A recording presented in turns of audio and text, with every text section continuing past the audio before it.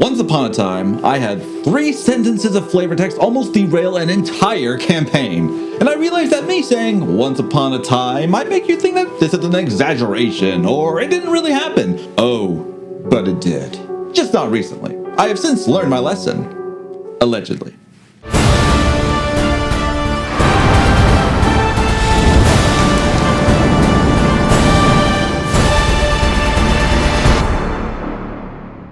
The year is bright-eyed, bushy-tailed new Game Master. Which is to say, imagine this face, but with fewer grays in the beard. If you can.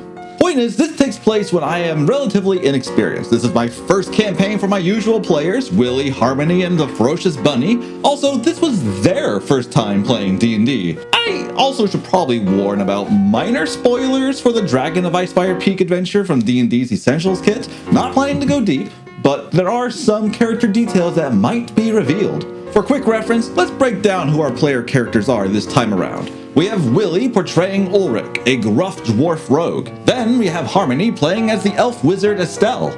And finally, the human cleric Zainin for Ferocious Bunny, after her first character perished tragically due to terrible player decisions. A tale I'm sure we will never cover in a story like this. Anyways, the party has nearly reached the end of the campaign. Tensions are rising due to the White Dragon threat looming over Fandalen. They go to the Stonehill Inn, where the innkeeper Toblin presents them with his signature honey biscuits. That's not from the module, that's just my flair. Toblin became known to the players for his honey biscuits and the way that he spoke in a slow, deliberate accent. The conversation starts out innocent enough. Have there been any developments in town since we've been gone?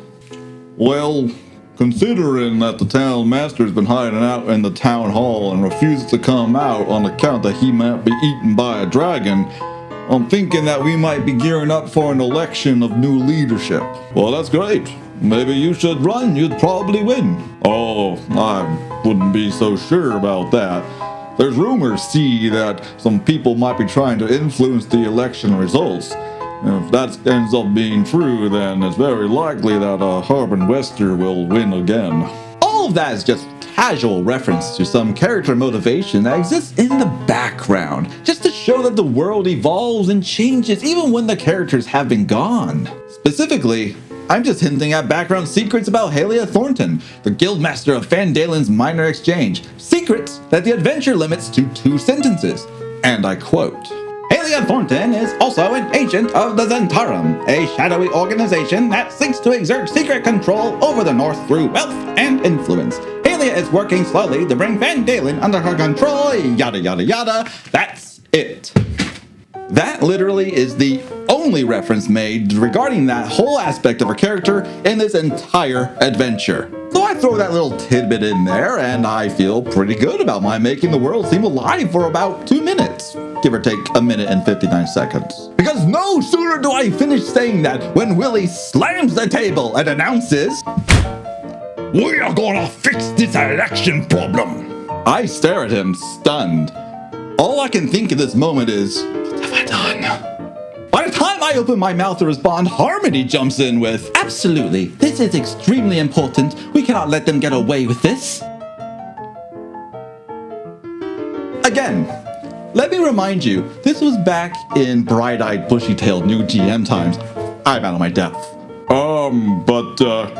What about the dragon? This is more important than the dragon! We're not leaving Fandalen until we get to the bottom of this.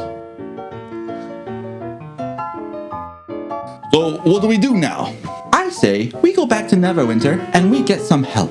Now I'm really panicking. I know I should yes and their random decisions, but I have no intention of throwing in a brand new side quest that leads back to the big city of Neverwinter. That's when I remember. There's another character I can bring in, one they have not met yet. Sister Garel, the person who tends the Shrine of Luck in the village center, and a secret harper, essentially an anti-Zentarum. This is why it's important to at least skim the details before you jump into a campaign. You never know what might be helpful to you as a GM. Allegedly. So in walks Sister Garel, and she goes to the party because, as a harper, of course she's up to date on who they all are. I hear you're looking into some rumors about influence on the upcoming election? Yeah, that's right. Well, I appreciate your interest in the matter, but I can assure you that the Harpers have it covered. Why don't you focus on other matters, like perhaps the dragon situation? Crisis averted, we're back on track. No, we'll help you find the perpetrators and we'll take care of it. Then we'll worry about the dragon.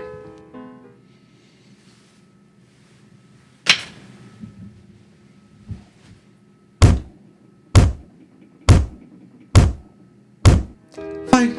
Meet me outside tomorrow morning and we'll handle the problem. I call the session there.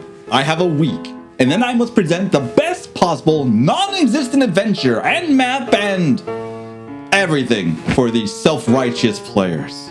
And all because of 2 unimportant sentences. Damn you, flavor text. Damn you. I spend that week racking my brain. How can I take what I know about the Zentarum, little that it is, and tie it into the adventure? How can I? And then it hits me.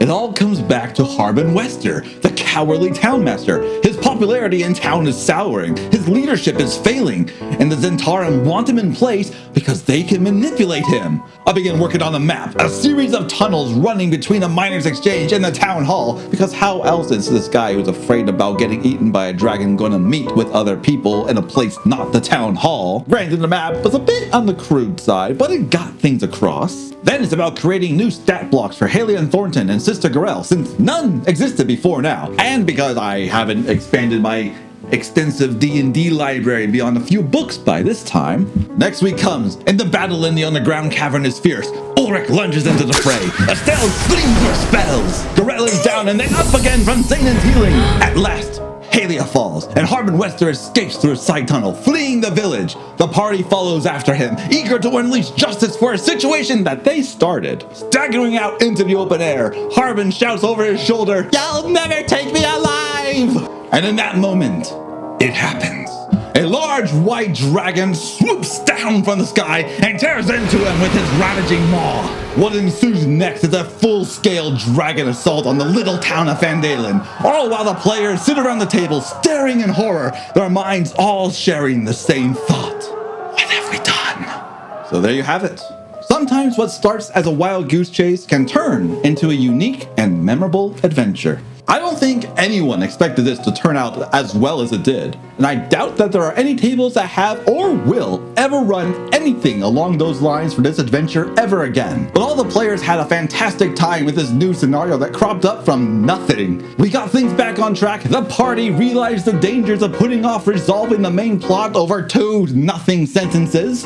Anyway, point of this is to say, trust in the improvised moments to become absolute legends. At the end of the day, all's well that ends well. Allegedly.